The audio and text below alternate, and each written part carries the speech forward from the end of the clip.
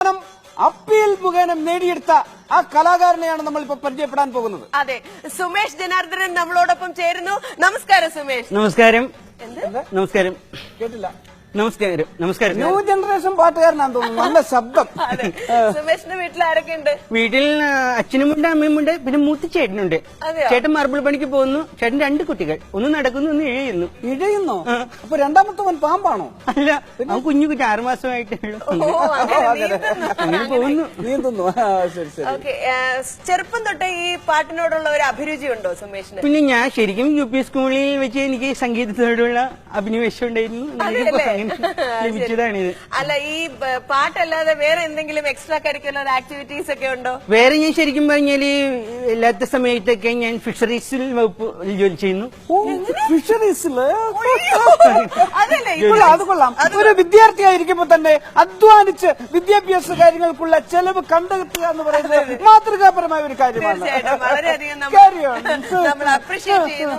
ഫിഷറീസുമായിട്ട് എങ്ങനെയാണ് ബന്ധപ്പെട്ടിരിക്കുന്നത്? അതായത് ഞാൻ വീട്ടിൽ നിന്ന് രാവിലെ 2 വടിയെടുത്ത് തെക്കേപ്പാടത്തേക്ക് പോയിട്ട് വടി വെച്ച് പാണം വെള്ളത്തിൽ പിടിച്ച് കൊങ്ങ വെട്ടിച്ച് വെയിലത്തിട്ടുണ്ടെങ്കിൽ ചെട്ടിവാത്ത് മാർക്കറ്റിൽ കൊടുക്കുമ്പോൾ 350 രൂപ എനിക്ക് കിട്ടും രാവിലെ തന്നെ. ശരി, മീൻ പിടിക്കുവാണോ? മീൻ പിടിക്കുന്നു പറയാം. അത് ശരി. ഫിഷറീസ് അല്ല, അപ്പം സുമേഷിന്റെ ഫാദർ എന്താണ്? അച്ഛൻ ഷിപ്പിൽ വർക്ക് ചെയ്യുന്നു. ഓ, ഷിപ്പിലാണ്? അതെ. മർച്ചന്റ് നേവിയിലാണോ? അല്ല, ഷിപ്പിൽ. ഷിപ്പിൽ എന്ത് ചെയ്യുന്നു? ഷിപ്പിൽ അച്ഛൻ കടലിൽ പോയിട്ട് വടി വെച്ച് പാണം വെള്ളത്തിൽ പിടിച്ച് കൊങ്ങ പൊട്ടിച്ച് വെയിലത്തിട്ടുണ്ടെങ്കിൽ പറവൂർ മാർക്കറ്റിൽ കൊടുക്കുമ്പോൾ അച്ഛന് കിട്ടും 350. അപ്പൊ ചേട്ടനോ? ചേട്ടൻ ഗൾഫില. പാണം പള്ളത്തി എവിടെ കിടക്കുന്നത്? ചേട്ടൻ ഗൾഫിലാ സാറേ, രക്ഷപ്പെട്ടു. കടലിലെവിടെ പാണം പള്ളത്തി? അല്ല, അവിടെ പുഴയെന്ന് ചെല്ലുമല്ലോ, കടലിൽ ചെല്ലുന്നു. ഉണ്ടാക്കാൻ പോയിട്ട് പറയാ പാണം പള്ളത്തി ഫിഷറീസിലാന്ന്.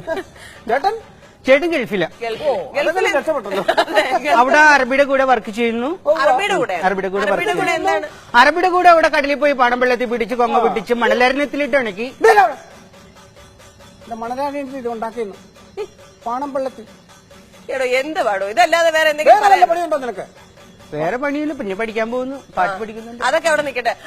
നമുക്ക് സമ്മാനം കിട്ടിയ ആ പാട്ടൊന്ന് കേൾക്കാം. ലളിതഗാനത്തിന് സമ്മാനം കിട്ടി. അതും പാണം പള്ളത്തിയാണോ? അല്ല, അത് പാണം പള്ളത്തിയാണ്. നന്നായിട്ട് പാടണം കേട്ടോ. അതേപോലെ ഇരുന്ന് പാടിക്കോ. അവിടെ പാടിയ പോലെ അങ്ങ് പാടിക്കോ കേട്ടോ. സുരസുതരാജിത നീലകളെ വിക്രീളിത ശോഷിത സുമിത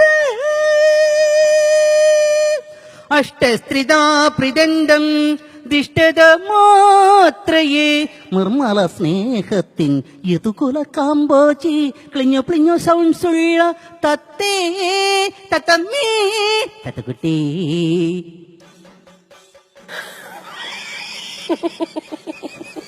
എവിടെയാണ് ഈ പ്ലിഞ്ഞോ പ്ലിഞ്ഞോ തത്ത? ക്ലിഞ്ഞോ പ്ലിഞ്ഞോ സൗണ്ട്സ് ഉള്ള തത്തേ. തത്തക്ക് അങ്ങനെ സൗണ്ട്സ് ഉണ്ട്. ഏത് തത്തയാടാ ക്ലിഞ്ഞോ ക്ലിഞ്ഞോ ഒന്നും പാടുന്നത്? പച്ചത്തത്തില്ല, തെങ്ങിന്റെ ഇവിടെ നിന്നെ നിന്റെ തത്തയും ആ സ്റ്റേജിന്റെ ഫ്രണ്ടിട്ട് നാട്ടുകാരല്ല, നിന്റെ തത്തയുടെ ഭാഗ്യം. അവിടെ ക്ലിഞ്ഞോ പ്ലിഞ്ഞോ നീ മേലെ പാട്ട് പാടിയേക്കരുത് കേട്ടോ. ഇവിടെ ലളിതഗാനം ഇത്ര കഠിനഗാനമാണെന്ന് ഞങ്ങൾ അറിഞ്ഞു. പൊന്നോ, കടുപ്പം വേദി 49